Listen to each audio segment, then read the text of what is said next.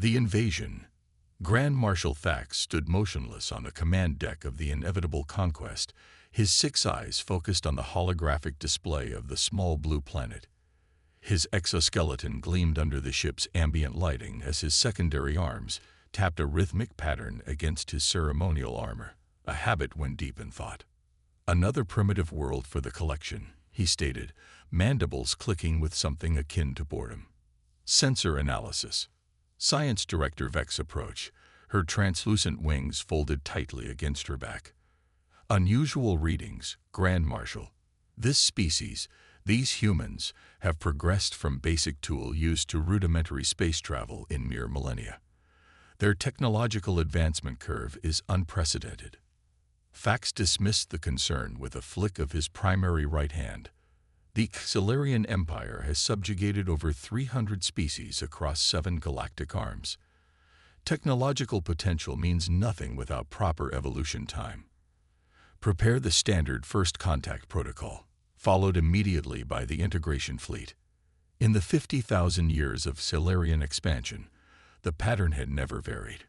Arrive, demonstrate superior power, offer subjugation as the only alternative to extinction. No species had successfully resisted beyond a single planetary rotation. On Earth, United Nations Secretary-General Maya Chen stood at the podium addressing an emergency assembly. The massive alien vessel had appeared in orbit 12 hours earlier, broadcasting a simple message in perfectly translated language. "Prepare to receive emissaries of the Xilarian Empire. We face an unprecedented situation," Chen announced, her voice steady despite the weight of her words. "Our astronomical and defense agencies confirm the vessel is approximately 15 kilometers in length with energy signatures that suggest weapon capabilities far beyond our own. First contact protocols have been established. We will meet these visitors with diplomacy, dignity, and caution." Dr. James Harper, Earth's foremost xenolinguist, leaned toward General Diana Rodriguez and whispered, "They learned our languages from our broadcasts, didn't they?" Rodriguez nodded grimly, "Which means they've been watching us for some time. Not a great sign." The Xilarian shuttle descended through Earth's atmosphere with theatrical precision, landing at the designated site on the plains outside Geneva. A delegation of Earth's leaders waited, broadcasting the historic moment to billions of anxious viewers worldwide. The craft's exterior was flawless, a seamless obsidian shell that seemed to absorb light rather than reflect it. A seam appeared, widening into a ramp, and 3 tall figures emerged. The central figure stood nearly 3 meters tall, insectoid in appearance with multiple eyes and 4 arms. Its exoskeleton shimmered with an iridescent quality that shifted colors with movement. When it spoke, its mandibles produced a series of clicks that were simultaneously translated by a device at its thorax. "I am Emissary Krell of the Eternal Xilarian Empire. Your world has been selected for integration into our dominion. Resistance is historically futile, but your species may choose the method of your subjugation, willing vassalage or forced compliance." Secretary General Chen stepped forward. "Emissary Krell, we welcome you to Earth and hope to establish peaceful relations between our peoples. However, I must clarify that Earth is not seeking integration into any empire. We are open to alliance, trade, and cultural exchange." The alien's multiple eyes blinked in sequence, a gesture of confusion that humans could not yet interpret. "You misunderstand. This is not a negotiation. The Empire requires your resources, genetic diversity, and labor. Your species will serve or face extinction. You have 1 planetary rotation to submit your surrender." The aliens returned to their craft without ceremony, leaving the human delegation in stunned silence. Within hours, Earth's military powers convened an emergency war council. General Rodriguez addressed the assembly, her expression grim. "Their technology appears to be centuries beyond ours. Conventional weapons may be ineffective against their defenses, but we've identified potential weaknesses in their approach." She gestured to Dr. Sanjay Patel, who stepped forward with a tablet. "They're overconfident," Patel explained. Their scans of our planet were superficial. They've missed significant military installations buried deep underground and our most advanced prototype weapons. More importantly, they don't understand human nature, our history of asymmetric warfare against superior forces. Around the world, humanity mobilized with unprecedented unity.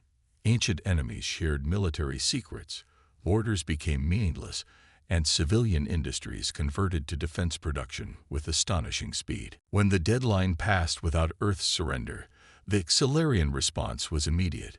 7 warships descended into the atmosphere, positioning themselves above major cities. In orbit, Grand Marshal Thax watched with detached interest. Begin the standard subjugation protocol. Target their military installations first, then government centers. The Xilarian ships fired their first volley, beams of concentrated energy directed at military bases and government buildings. But something unexpected happened. The beams scattered and diffused before reaching their targets. On Earth, Dr. Eliza Wong monitored the effectiveness of her hastily deployed countermeasure. The atmospheric dispersal system is working, she shouted to her team. The particulate shield is deflecting their energy weapons.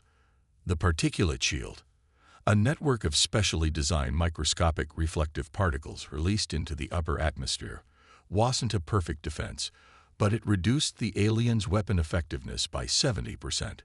Thax received the report with disbelief. Impossible. Their technological level should not permit such defenses. Nevertheless, his tactical officer replied, "Our energy weapons are not achieving full penetration. Switching to kinetic bombardment." The Xilarian ships launched what humans would recognize as railgun projectiles, hypervelocity slugs designed to impact with devastating force. But Earth had prepared for this too.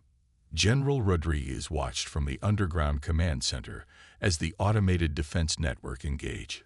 Thousands of missile interceptors launched simultaneously, guided by a distributed AI system that had been a classified project for decades.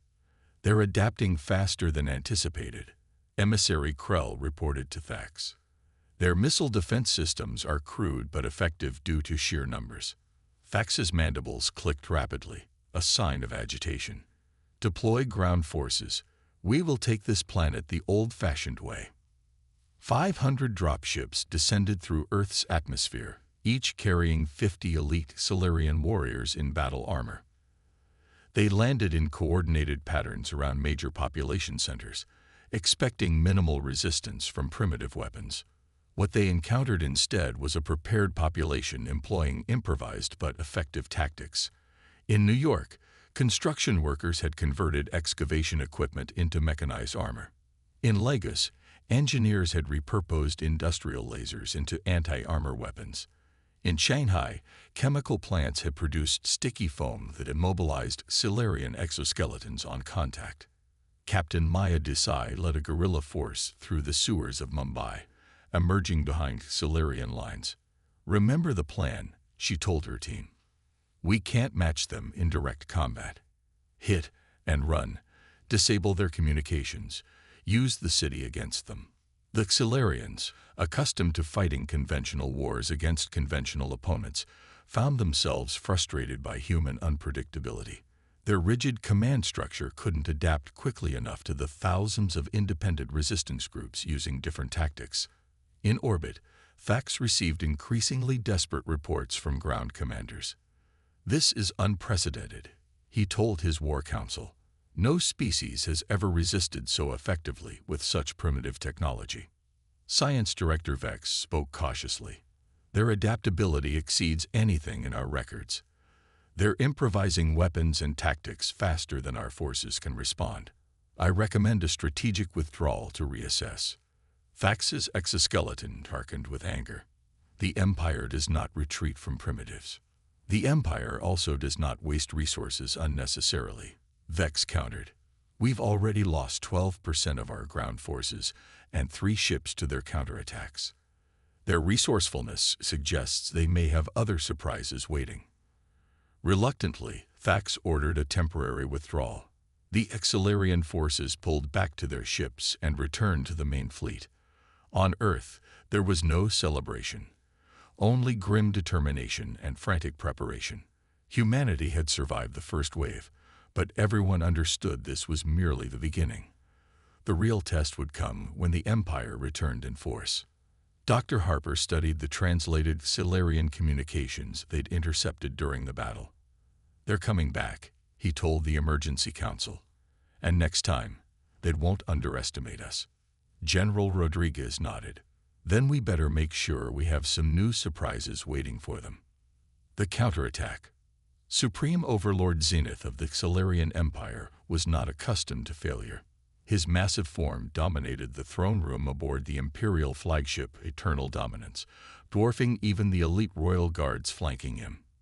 His exoskeleton, hardened by age and genetic modification, gleamed with embedded precious metals, signifying his countless victories. "You lost ships to primitives." His voice was unnaturally calm, which made Grand Marshal Thax even more uncomfortable. "They employed unconventional tactics, Supreme Overlord," Thax explained, keeping his posture submissive. "Their technological level is modest, but their adaptability is unprecedented. They converted civilian infrastructure to military applications within hours. Enough excuses," Zenith interrupted. "The Empire has never failed to subjugate a target world. We will not start now. Deploy the eradication fleet."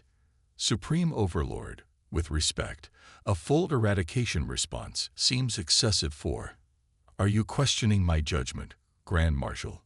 Zenith's secondary arms reached for the ceremonial execution blade at his side. Thax lowered all 6 eyes in submission. "No, Supreme Overlord. I will personally oversee the operation." On Earth, 60 days of frantic preparation had transformed the planet. Major cities had been partially evacuated, with essential industries moved underground.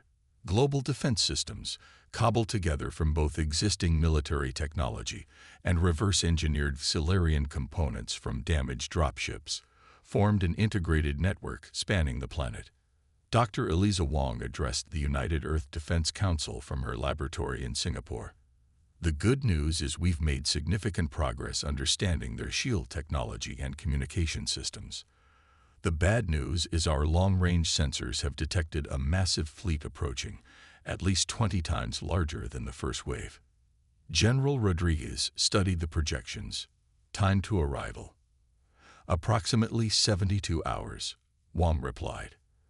"And they're bringing what appears to be a planet-killer weapon, something that could crack Earth's crust." Secretary General Chen turned to Admiral Kenji Takahashi, commander of Earth's hastily assembled Space Defense Force. "What are our options?" "We've converted every available satellite and space station into weapons platforms," Takahashi explained. "We've launched 200 improvised spacecraft, armed with nuclear warheads, and the phase disruptors Dr. Wong developed. But realistically, we're severely outgunned." "Then we need something they won't expect," said Dr. Patel, who had been quiet until now. "During the first attack, I was analyzing their communications. They have a highly centralized command structure, almost like a hive mind, but hierarchical. If we could disrupt that—" The plan that emerged was desperate but uniquely human, a combination of deception, audacity, and calculated sacrifice. As the Silurian eradication fleet approached Earth orbit, they encountered minimal resistance.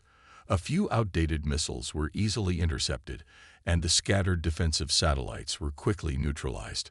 On the command deck of the Eternal Dominance, Thax felt uneasy. "This is too easy," he muttered to Science Director Vex. "Where is their resistance?" "Perhaps they've accepted their fate," Vex suggested, though she sounded unconvinced. "Deploy the ground forces," Thax ordered, "and prepare the planet killer for atmospheric insertion." 5,000 dropships descended toward Earth's surface, followed by the massive planet killer, a cylindrical vessel nearly 20 kilometers long designed to drill into a planet's crust and detonate a sequence of antimatter charges. On Earth's surface, things appeared eerily calm. Cities stood empty, military bases seemed abandoned. The dropships landed without opposition, deploying their troops into what seemed like a defeated world. In Geneva, A small delegation of humans waited in the open, holding a white flag. When the Xelarian commander approached, Secretary General Chen stepped forward. "We surrender," she said simply. "Earth accepts integration into the Xelarian Empire. We request only that a portion of our population be spared to serve the Empire." The Xelarian commander's mandibles clicked in satisfaction. "Wise decision. Your cooperation will be noted in the Imperial records." As surrender ceremonies began around the world, Xelarian forces reported an unexpected phenomenon. Their battlefield communications were experiencing random disruptions, brief but annoying static. In orbit, Thax received troubling reports. "Our ground forces are reporting scattered communication failures," his communications officer reported. "A primitive attempt at electronic warfare." Thax dismissed. "Proceed with the integration protocol." He was interrupted by an urgent alert. Unidentified vessels approaching from behind the moon. "Impossible," Thax snapped. "Our scans showed no significant space capabilities." But the sensors didn't lie. 300 vessels emerged from lunar orbit, crewed by Xelarian standards, but moving with surprising speed and coordination. More concerning, they weren't headed for the Xelarian fleet, but were spreading out to surround the planet in a loose defensive sphere. "A futile last stand," Thax observed. "Target and destroy them." As the Xelarian fleet turned their weapons toward Earth's defenders, something remarkable happened. From the surface of the planet, thousands of energy signatures suddenly appeared, power sources that had been completely shielded until this moment. On Earth, Operation Trojan reached its culmination. For 2 months, humanity had been building not conventional weapons, but specialized transmitters designed to interface with Xelarian communications frequencies. The surrender had been a ruse to get Xelarian forces to spread across the planet's surface, within range of these transmitters. Dr. Patil activated the global network with a single command. The transmitters simultaneously broadcast a carefully designed signal, a fractal communication virus that propagated through the hierarchical Xelarian command structure, creating a cascading failure in their battle coordination systems. Aboard the Eternal Dominance, chaos erupted as communication systems failed catastrophically. Battle displays showed conflicting information, automated defense systems registered false threats, and coordination between ships collapsed. "What is happening?" Thax demanded as the command deck dissolved into confusion.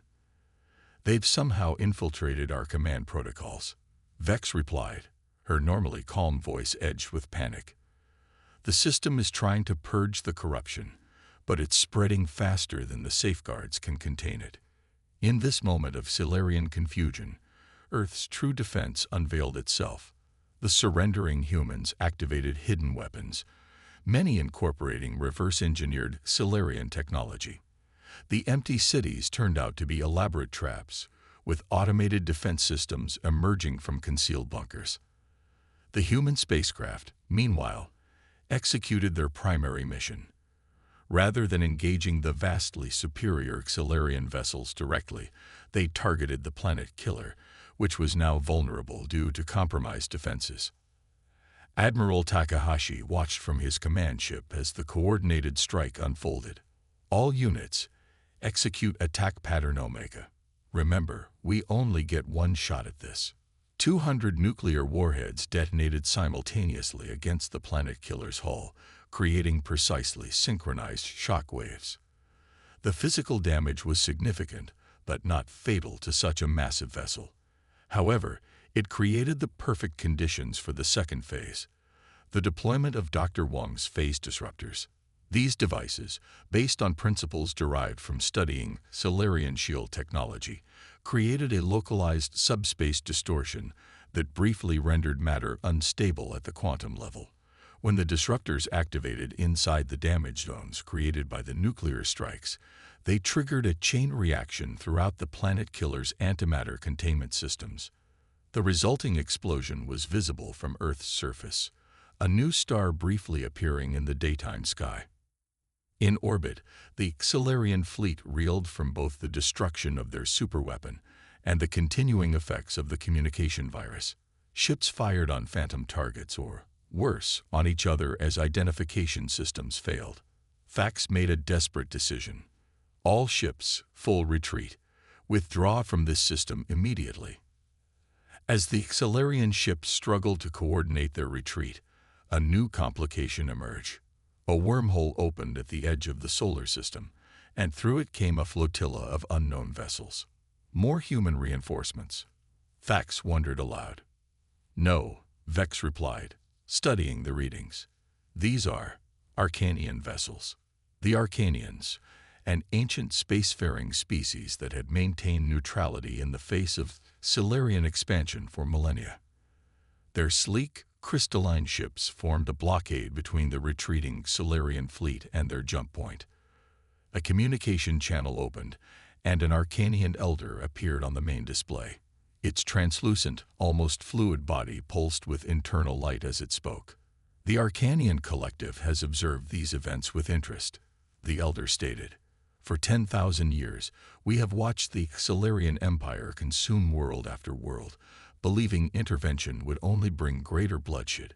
Today, we witnessed something unprecedented. A species capable of defeating your forces through ingenuity rather than superior firepower. Fax bristled. This is an imperial matter. The Arcanian Collective has no authority here. We are not claiming authority, the elder replied calmly. We are establishing consequences. The human species has earned the right to develop without interference. The Arcanian Collective now extends protection to this solar system. Any further Xelarian aggression here will be considered an act of war against us. After the Xelarian fleet departed and the Arcanian vessels established a protective perimeter around the solar system, representatives of both alien species met with Earth's leaders. The Arcanian elder addressed the assembled humans. Your species has accomplished something remarkable today. Throughout the galaxy, the Xelarian Empire is whispering warnings about humans, a primitive species so dangerous that even the mighty Xelarians recommend avoiding your territory. Secretary General Chen smiled. We would have preferred peaceful first contact, but we're grateful for your intervention. We did not intervene to save you, the elder clarified. You had already saved yourselves. We intervened to prevent the Xelarians from returning with an even larger force. Our species sees potential in yours, not just for survival, but for bringing a new perspective to galactic civilization. In the aftermath, humanity found itself in an unprecedented position. Recognized as a significant power despite its limited technological development, protected by the Arcanians while it developed its own spacefaring capabilities, and feared by the Xelarian Empire. General Rodriguez stood with Dr. Wong on the observation deck of the newly constructed orbital defense station, watching Arcanian engineers help install advanced shield technology. Do you think they'll come back? Wong asked. Rodriguez smiled grimly. Eventually. But next time, we'll be ready. I still can't believe we actually won, Wong said, shaking her head in wonder. We didn't just win a battle, Rodriguez replied. We changed the galaxy's perception of humanity. The Xelarians are spreading the word. Humans are too much trouble to conquer. The first interstellar war with humans, Wong mused, and already they're warning others to run.